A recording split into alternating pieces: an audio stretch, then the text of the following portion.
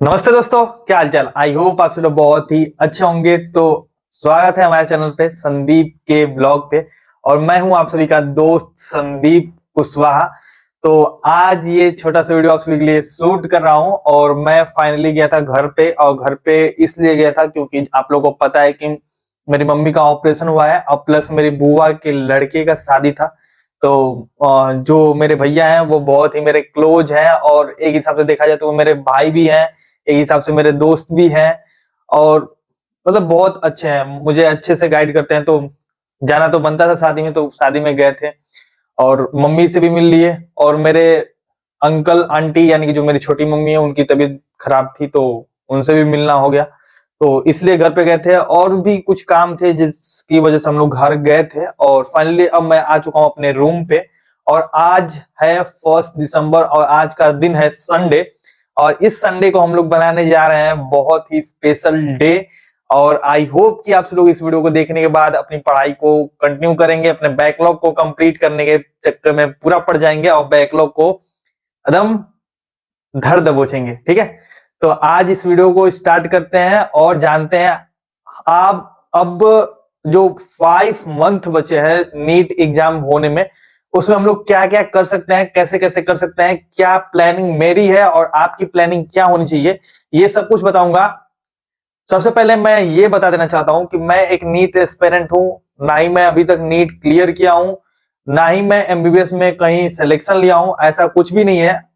अगर जो कोई निगेटिव चीजें अगर जो कमेंट करना चाहता है, ऑफ कोर्स वो कमेंट कर सकता है, बट एज अ ब्रदर, आप लोग का भाई समझ के मैं आपसे कुछ बताना चाहता हूं। जो चीजें मैं इस नीट की जर्नी, नीट 2025 की जर्नी में करने वाला हूं, उसको मैं आप सबको बताने वाला हूं। तो आप लोग अच्छे से वीडियो को देखिए और एंजॉय कीजिए और अच्छे से पढ़िए। ठीक है, तो सबसे पहले हमारे पास है करीबन 150 दिन बचे हुए हैं नीट एग्जाम होने में। और इस 150 दिन को कैसे इफेक्टिव बनाना है उसके बारे में बात करेंगे इस वीडियो में। तो इसको 2 पार्ट में डिवाइड करते हैं। पहले पार्ट में डिवाइड करते हैं 90 दिन को, और 90 दिन जो है वो अलग रखते हैं, और जो 60 दिन जो बच रहे हैं उसको अलग रखते हैं। ठीक है, तो जो 90 दिन बचेगा उसमें हम करने जा रहे हैं 90 डेज हार्ड चैलेंज। और इससे पिछले साल भी मैंने 80 डेज हार्ड चैलेंज किया था।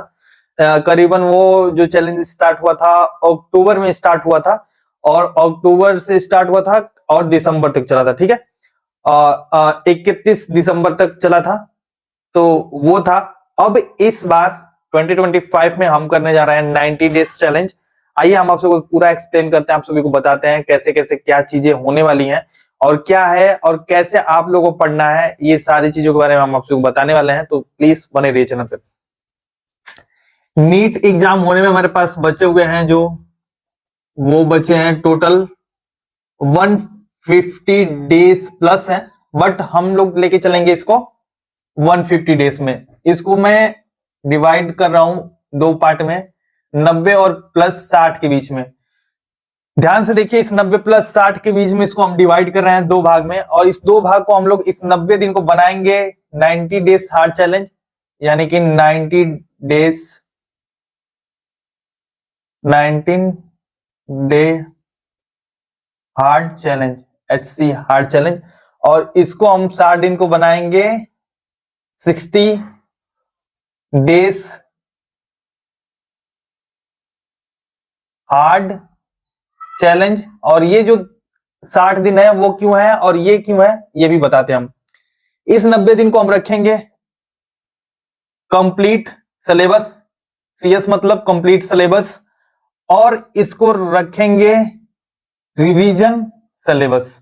ठीक है, ठीक है। इस 90 दिन में हम क्या करेंगे, इस सिलेबस जो हमारा पूरा सिलेबस है नीट का, उसको हम कंप्लीट करेंगे 90 दिनों के अंदर। और वो कंप्लीट कौन सा कर सकता है 90 दिन के अंदर, वो अगर जो 0 से अगर जो स्टार्ट करेगा वो भी कर सकता है, और जो पहले से ऑलरेडी पढ़ रखा है वो भी स्टार्ट कर सकता है। यानी कि जो 50 प्लस 60 पे है वो भी कर सकता है, यानी कि जिसका 0% अभी सिलेबस कंप्लीट हुआ है वो भी कर सकता है, और जिसका 50 प्लस 60% है वो भी कर सकता है। ठीक है, तो अगर जो हम हर रोज 1 से 1.5 चैप्टर खत्म करने की कोशिश करें तो इजीली हो जाएगा। और बायो के जो चैप्टर्स हैं, बायो के चैप्टर्स बहुत काफी इजी भी हैं, कॉन्सेप्ट वाले भी हैं। अगर जो मेहनत करें तो हर एक दिन में एक चैप्टर से भी ज्यादा हम लोग कर सकते हैं, ठीक है।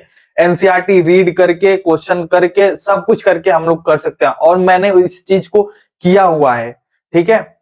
मैं एक दिन में जूलॉजी का एक चैप्टर और एक दिन में एक बॉटनी का चैप्टर मैंने ऑलरेडी किया है। तो हमारे टोटल पास 24 आवर्स होते हैं। अगर जो कम से कम 10 से 12 घंटा सेल्फ स्टडी में लगाते हैं तो हो जाएगा, आराम से हो जाएगा, और हो जाता है।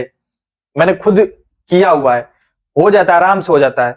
अगर जो आप लोग कम से कम 4 से 5 घंटा भी अगर जो सोते हो ना, 4 से 5 घंटा अगर जो सोते हो, स्लीप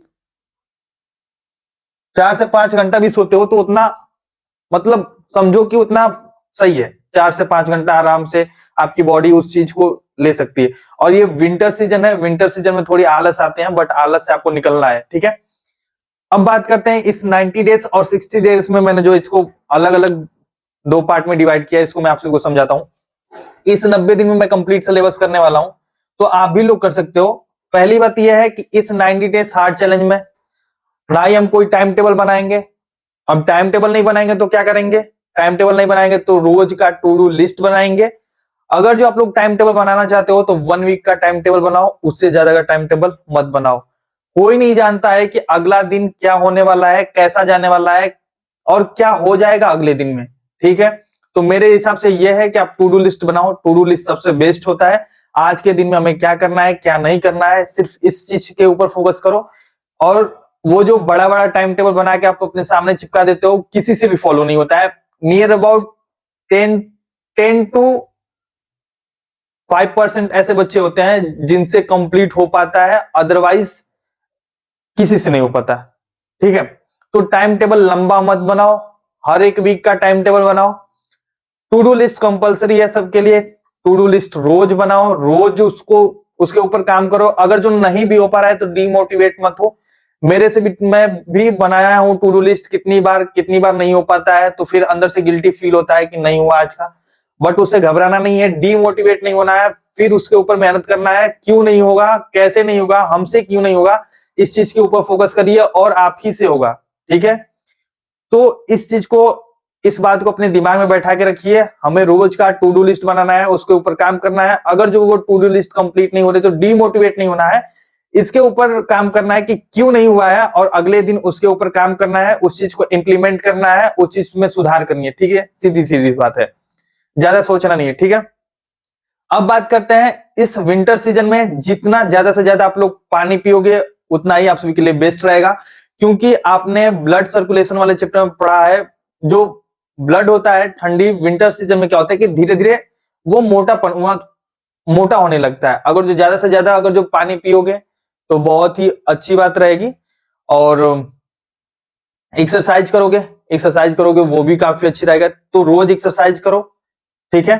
पहली बात मैंने क्या बोली आपसे, टू डू लिस्ट बना रहा है ना रोज का। अगर जो आप लोग टाइम टेबल बनाना चाहते हो तो हर वीक का टाइम टेबल बनाना है, उसका टू डू लिस्ट बनाना है, ज्यादा से ज्यादा पानी पीना है, एक्सरसाइज करना है, और एनसीईआरटी कंपलसरी है रीड करना। NCERT line by line read करना है, और जो चीजें आप सभी को समझ में नहीं आती हैं उसको एक अलग से नोटबुक लेनी है, नोटबुक में लिखना है कि ये वाली लाइन मुझे नहीं समझ में आई है, और जहां जहां पे जो जो डाउट्स आ रहे हैं उस नोटबुक में नोट करते जाना है हर एक चीज को, कि मुझे ये चीज नहीं समझ में आया है, इस चीज को मुझे समझना है, ये मेरा डाउट्स है, और इस डाउट को क्लियर करना है। क्लियर?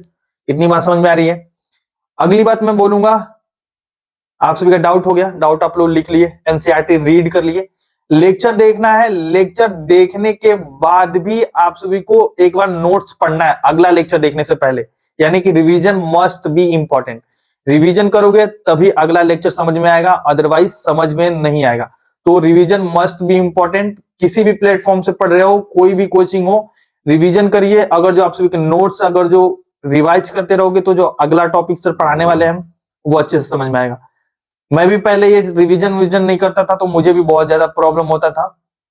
और रिवीजन के ऊपर ज्यादा काम करो, रिवीजन जितना करोगे उतना ही आप सभी के लिए बेस्ट रहेगा, और वो लंबे टाइम तक याद रहेगा। रिवीजन कैसे करना है मैं आप सभी को एक बात बता देता हूं। आज आपने ये लेक्चर देखा, एक लेक्चर आपने देखा, फर्स्ट डे आपने देखा इसको, अब इसको अगले दिन सेकेंड डे आप सभी को इसको रिवाइज करना है, फिर उसके बाद 1-2 दिन का गैप देना है, फिर इसको 1 दिन का गैप देके चौथे दिन रिवाइज करो, फिर उसमें कम से कम 2 दिन का 3 दिन का गैप दो, फिर इसको क्या करोगे छठवें दिन या फिर 7वें दिन इसको रिवाइज करो, फिर उसमें कुछ और गैप दो, इसको फिर रिवाइज करो। ठीक है, यानी कि इसको 11वें या फिर 12वें दिन रिवाइज करो। ठीक है, अगर जो ऐसे करके मतलब रिवाइज करोगे आराम से हो जाएगा, आराम से आप सभी के दिमाग में बैठ जाएगा। अगर जो आप पहले दिन करोगे तो उसमें लगेगा करीबन आधा घंटा 1 घंटा लगेगा रिवाइज करने में, आधा घंटा 45 मिनट में मैक्सिमम लगेगा, तो उतना टाइम दो। फिर जब उसको फिर अगली बार जब रिवाइज करोगे तो उससे भी कम टाइम लगेगा, फिर अगली बार रिवाइज करोगे उससे भी कम टाइम लगेगा।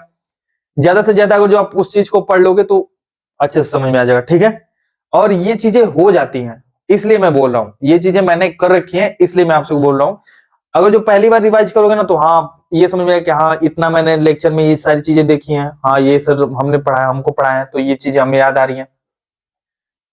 फिर अगली बार जब रिवीजन करोगे तो ऑलरेडी वो रिकॉल होते रहेगा आपके माइंड में, अच्छा ये हमने पढ़ लिया है, इसके आगे ये चीजें हैं। फिर जब अगली बार पढ़ोगे तो फिर वो चीजें बहुत ज्यादा फ्रिक्वेंटली होंगी। ठीक है, तो जब ऐसे पढ़ोगे ऐसे रिवाइज करोगे तो फिर जल्दी जल्दी होगा। ठीक है, तो फिर रिवीजन करना है, और सोने से पहले अगले दिन हमें क्या करना है ये कंपलसरी है करना, मतलब सोने से पहले जरूर करना है। अगले दिन हमें क्या क्या करना है, कौन कौन सा चैप्टर करना है, क्या चीजें रिवाइज करनी है, प्लानिंग पहले ही कर लो। जो चीज करनी है प्लानिंग पहले कर लो, अगले दिन की प्लानिंग उससे सोने से पहले उसकी प्लानिंग कर लो, सोने से पहले अगले दिन की प्लानिंग करो। ठीक है, ये बात समझ में आ गई। अब बात करते हैं सारा कंक्लूजन, ये चैलेंज क्यों है। तो भाई ऑफ कोर्स सब कोई चाहता सिलेक्शन मेरा हो और मैं एमबीबीएस करूं, अपने घर परिवार माँ बाप का नाम रोशन करूं, सब लोग चाहता है, मैं भी चाहता हूं। तो ऐसे करना है, अगर जो हमें 60 दिन अगर जो बचते हैं हमारे पास तो उसमें हम रिवीजन अच्छे से कर सकते हैं, A to Z सब कुछ पढ़ सकते हैं।